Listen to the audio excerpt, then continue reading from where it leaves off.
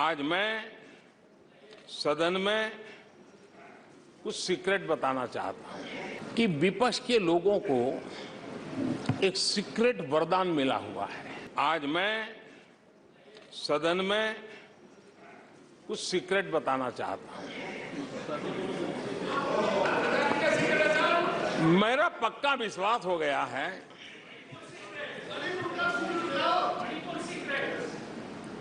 कि विपक्ष के लोगों को एक सीक्रेट वरदान मिला हुआ है। हाँ,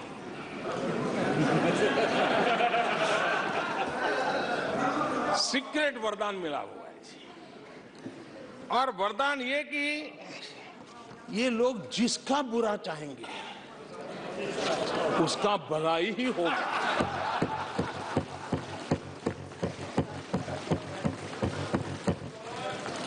एक उदाहरण तो आप देखिए, मौजूद है। 20 साल हो गए, क्या कुछ नहीं हुआ, क्या कुछ नहीं किया गया, लेकिन भलाई होता गया। तो आपको बड़ा सीक्रेट वरदान है जी।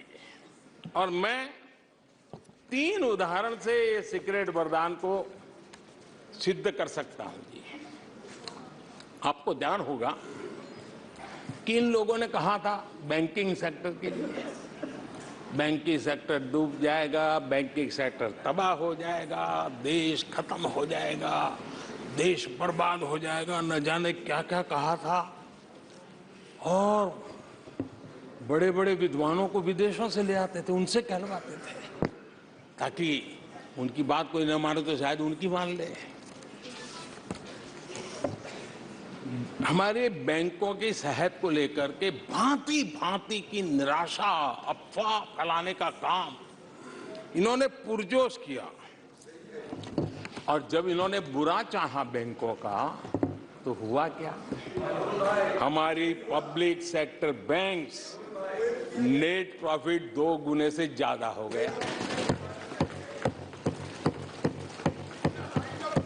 इन लोगों ने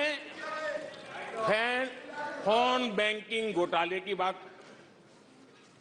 इसके कारण देश को एनपीए के गंभीर संकट में डुबो दिया था। बीते दिनों की बात हो रही है, लेकिन आज जो उन्होंने एनपीए का अंबर लगा के गए थे, उसको भी पार कर करके हम एक नई ताकत के साथ निकल चुके हैं। और आज सुबह निर्मला जी ने विस्तार से बताया है कि कितना प्रॉफिट हुआ है। दूसरा उदाहरण, हमारे डिफेंस के हेलीकॉप्टर बनाने वाली सरकारी कंपनी HAL, ये HAL को लेकर के कितनी भली बुरी बातें इन्होंने करी थी। क्या कुछ नहीं कहा गया था HAL के लिए, और इसका दुनिया पे बहुत नुकसान करने वाली भाषा का प्रयोग किया गया था। और HAL तबाह हो गया है, HAL खत्म हो गया है, भारत की डिफेंस इंडस्ट्री खत्म हो चुकी है। ऐसा न जाने क्या क्या कहा गया था HAL के लिए। इतना ही नहीं, जैसे आजकल खेतों में जाकर के वीडियो शूट होता है, मालूम है ना? हाँ, खेतों में जाकर के वीडियो शूट होता है, हाँ। वैसा ही उस समय HAL फैक्ट्री के दरवाजे पर मजदूरों की सभा करके वीडियो शूट करवाया गया था और वहां के कामगारों को भड़काया गया था। अब तुम्हारा कोई भविष्य नहीं है, तुम्हारे बच्चे मरेंगे, भूखे मरेंगे, HAL डूब रहा है। देश की इतनी महत्वपूर्ण इंस्टीट्यूट को इतना बुरा चाहा, इतना बुरा चाहा, इतना बुरा कहा कि वो सीक्रेट आज HAL सफलता की नई बुलंदियों को छू रहा है। HAL ने अपना highest ever highest revenue register किया है।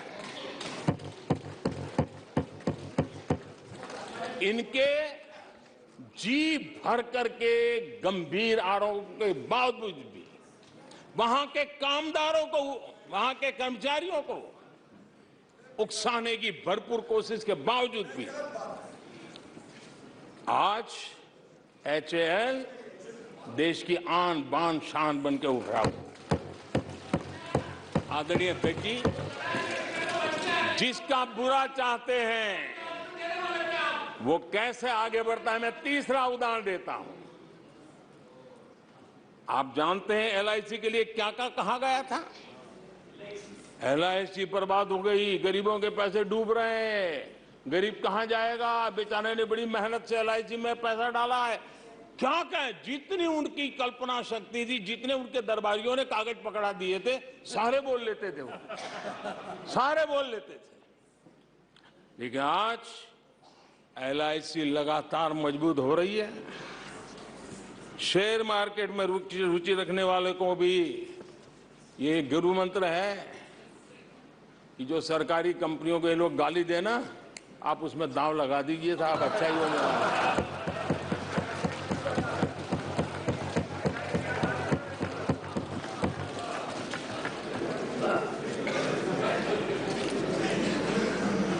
आदरणीय अध्यक्ष जी, ये लोग देश की जिन संस्थाओं की मृत्यु की घोषणा करते हैं, उन संस्थाओं का भाग्य चमक जाता है।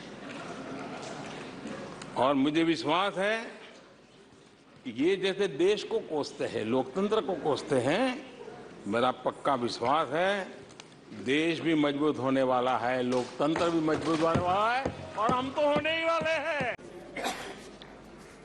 इस अविश्वास प्रस्ताव में कुछ चीजें तो ऐसी विचित्र नजर आई जो न पहले कभी सुना है, न देखा है, न कभी कल्पना की है। सबसे बड़े विपक्षी दल के नेता को बोलने की सूची में नाम ही नहीं था। और पिछले उदाहरण देखिए आप, 1999 में वाजपेयी सरकार के खिलाफ अविश्वास प्रस्ताव आया। शरद पवार साहब उस समय नेतृत्व कर रहे थे, उन्होंने डिबेट का नेतृत्व किया। 2003 में अटल जी की सरकार थी, सोनिया जी विपक्ष की नेता थी, उन्होंने लीड ली, उन्होंने विस्तार से अविश्वास प्रस्ताव रखा। 2018 में खड़गे जी थे विपक्ष के नेता, उन्होंने प्रोमिनेंटली विषय को आगे बढ़ाया। लेकिन इस बार अधीर बाबू को क्या हाल हो गया, उनकी पार्टी ने उन्हें बोलने का मौका नहीं दिया। ये तो कल अमित भाई ने बहुत जिम्मेवारी के साथ कहा कि भाई अच्छा नहीं लग रहा है, और आपकी उदारता थी कि उनका समय समाप्त हो गया था, तो भी आपने उनको आज मौका दिया। लेकिन गुड़ का गोबर कैसे करना, उसमें ये माहिर है।